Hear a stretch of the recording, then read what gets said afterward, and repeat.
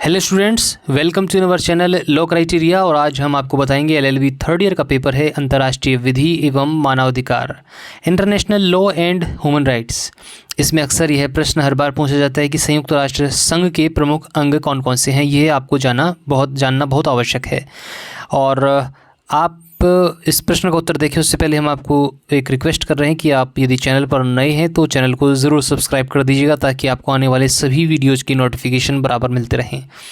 तो शुरुआत करते हैं कि इस पेपर में यह प्रश्न अंतर्राष्ट्रीय विधि एवं मानवाधिकार में पूछा जाता है कि संयुक्त राष्ट्र संघ के प्रमुख अंग कौन कौन से हैं। तो आपको उत्तर किस प्रकार देना है ताकि आपकी अच्छे अंक प्राप्त हो सकें। आपको लिखना है संयुक्त राष्ट्र संघ की स्थापना 24 अक्टूबर 1945 को द्वितीय विश्व युद्ध के उपरांत हुई थी। इसके उद्देश्यों की पूर्ति हेतु इसके चार्टर के अनुच्छेद 7 के अंतर्गत विभिन्न अंगों की व्यवस्था की गई है। इन अंगों को 2 वर्गों में विभाजित किया गया है। पहला मुख्य अंग, दूसरा सहायक अंग। मुख्य अंगों की संख्या 6 है जिनका विवरण है। पहला, महासभा। यह संयुक्त राष्ट्र संघ का सबसे लोकतांत्रिक और प्रतिनिधित्वकारी अंग है। इसका उद्देश्य चार्टर के अनुच्छेद 9 से 22 तक किया गया है। इसकी मुख्य विशेषताएं क्या हैं? प्रत्येक सदस्य राज्य को एक मत का अधिकार होता है। महासभा का वार्षिक अधिवेशन न्यूयॉर्क मुख्यालय में होता है। न्यूयॉर्क में इसका वार्षिक अधिवेशन होता है। महत्वपूर्ण प्रश्नों पर निर्णय 2/3 बहुमत से, जबकि सामान्य प्रश्नों पर साधारण बहुमत से होता है। प्रमुख कार्य कौन कौन से हैं इसमें?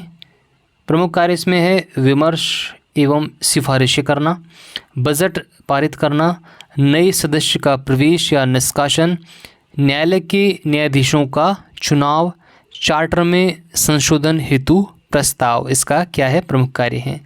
दूसरा है सुरक्षा परिषद। सुरक्षा परिषद क्या है? यह अंग विश्व शांति एवं सुरक्षा बनाए रखने हेतु उत्तरदायी है। इसका निर्णय इसका वर्णन अनुच्छेद 23 से 32 तक किया गया है। इसका गठन, इसमें कुल 15 सदस्य होते हैं। 5 इसमें स्थायी होते हैं जिसमें अमेरिका, रूस, चीन, ब्रिटेन, फ्रांस हैं, और 10 अस्थायी सदस्य हैं जो 2 वर्षों के लिए चुने जाते हैं। इसमें स्थायी सदस्यों को वीटो का अधिकार है, वीटो पावर है स्थायी सदस्यों को, जिनमें अमेरिका, रूस, चीन, ब्रिटेन और फ्रांस शामिल है। इसके प्रमुख कार्य हैं अंतर्राष्ट्रीय शांति सुरक्षा बनाए रखना, महासचिव की नियुक्ति की संस्तुति करना, नए सदस्य की अनुशंसा करना, न्यायालय के न्यायाधीशों के चुनाव में सहभागिता करना, आपात स्थिति में कार्यवाही करना।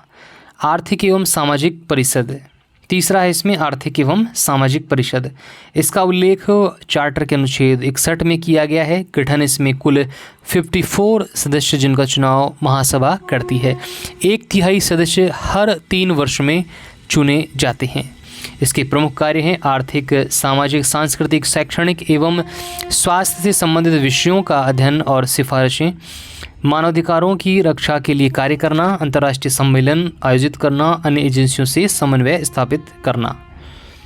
और न्यासीता परिषद है चौथा नंबर पे। न्यासीता परिषद है, इसका उद्देश्य ऐसे क्षेत्रों पर निगरानी रखना था जो औपनिवेशिक शासन से स्वतंत्र नहीं थे। इनका उल्लेख चार्टर के अनुच्छेद 86 से लेकर 91 तक किया गया है। वर्तमान स्थिति इसकी है कि वर्तमान में सभी न्यासी क्षेत्र स्वतंत्र हो चुके हैं, अतः यह परिषद अब निष्क्रिय हो चुकी है। इसके प्रमुख कार्य कौन कौन से थे? न्यास क्षेत्रों में प्रशासन की निगरानी करना, विकास हेतु सिफारिशें देना, निरीक्षण दल भेजना और रिपोर्ट तैयार कर महासभा को प्रस्तुत करना। अब आता है अंतर्राष्ट्रीय न्यायालय। यह संयुक्त राष्ट्र संघ का न्यायिक अंग है। इसका वर्णन चार्टर के अनुच्छेद 92 से लेकर 96 तक किया गया है। इसका गठन, जिसमें 15 न्यायाधीश जो कि महासभा और सुरक्षा परिषद द्वारा 9 वर्षों के लिए चुने जाते हैं। इसका मुख्यालय हेग में नीदरलैंड में स्थित है। नीदरलैंड में इसका मुख्यालय है। इसके प्रमुख कार्य क्या क्या हैं? राज्यों के मध्य विवादों का न्यायिक निपटारा करना। राज्यों मतलब देशों के बीच में। संयुक्त राष्ट्र के अंगों को परामर्श देना, चार्टर व अंतर्राष्ट्रीय विधि की व्याख्या करना। छठा है सचिवालय। यह संयुक्त राष्ट्र संघ का प्रशासनिक अंग है। इसका वर्णन चार्टर के अनुच्छेद 97 से 101 में किया गया है। इसकी प्रमुख अधिकारी महासचिव, इसके प्रमुख अधिकारी कौन कौन से हैं? महासचिव है जो संयुक्त राष्ट्र का मुख्य कार्यकारी अधिकारी होता है। महासचिव की नियुक्ति सुरक्षा परिषद की संस्तुति पर महासभा करती है।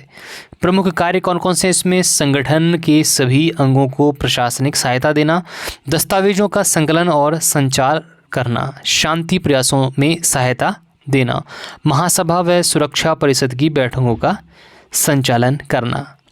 इस प्रकार संयुक्त राष्ट्र संघ के ये 6 प्रमुख अंग मिलकर, संयुक्त राष्ट्र संघ के 6 अंग मिलकर इसमें उद्देश्यों अंतर्राष्ट्रीय शांति बनाए रखना, मानव अधिकारों की रक्षा, सामाजिक व आर्थिक विकास को प्राप्त करने में सहयोग करते हैं। ये अंग परस्पर सहयोग से विश्व को शांति, न्याय और समृद्धि की दिशा में ले जाने हेतु निरंतर सक्रिय रहते हैं।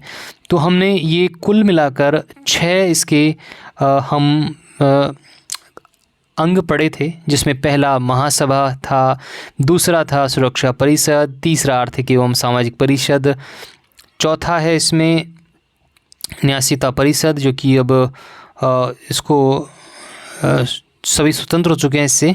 उसके अगला था सचिवालय, फिर उसके बाद में था माफ़ कीजिएगा सबसे लास्ट में सचिवालय, उससे पहले अंतर्राष्ट्रीय न्यायालय। मतलब कुल मिलाकर 6 इसमें इसके अंग हैं जिसके बारे में आज हमने आपको बताया। अंतर्राष्ट्रीय और संयुक्त राष्ट्र संघ के प्रमुख अंग थे। आशा करते हैं आपको इसका उत्तर अच्छे से मिल गया होगा। यदि आपको समझ आ गया है तो हमें कमेंट कर ज़रूर बताएं, और यदि नहीं समझ आया है तो दोबारा से आप इस वीडियो को देखें ताकि आपको समझ आ सके। मिलते हैं आपसे अगले वीडियो में इसी प्रकार नए प्रश्न और उसके उत्तर के साथ। तब तक के लिए मुझे इजाज़त दीजिए।